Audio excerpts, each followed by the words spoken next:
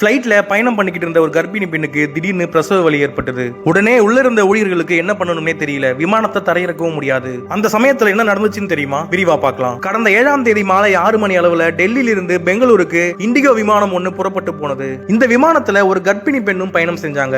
விமானம் டெல்லியில இருந்து புறப்பட்ட கொஞ்ச நேரத்திலேயே அந்த கர்ப்பிணிக்கு பிரசவ வலி ஏற்பட்டிருக்கு. உடனடியா விமானத்துல இருந்த மருத்துவ குழு அந்த பெண்ணை கண்காணிக்க தொடங்கினாங்க. விமானத்துக்குள்ள இருந்த பயணிகள் கொஞ்சம் பரபரப்பா ஆகிட்டாங்க. நல்ல வேளையா அந்த விமானத்துல ஒரு பெண் மருத்துவரும் பயணம் செஞ்சாங்க. அவங்க தானாவே முன் வந்து அந்த கர்ப்பிணிக்கு பிரசவம் பார்த்தாங்க. விமானம் பெங்களூரு வந்து அடையறதுக்குள்ள ஒரு அழகான ஆண் குழந்தை பிறந்தது. தாயும் சேயும் எந்த ஒரு பிரச்சனையும் இல்லாம நலமா இருக்கிறதா இண்டிகோ நிறுவனம் சொல்லிருக்கு. தாய் சேய் 2 பேருமே இலவசமா வாழ்நாள் முழுவதும் எங்க விமானத்துல பயணம் செய்யலாம்னு இண்டிகோ நிறுவனம் தெரிவிச்சிருக்கு. பெங்களூரு ஏர்போர்ட்ல அந்த தாய் மற்றும் குழந்தைக்கு இண்டிகோ நிறுவன ஊழியர்கள் சிறப்பான வரவேற்பு கொடுத்தாங்க.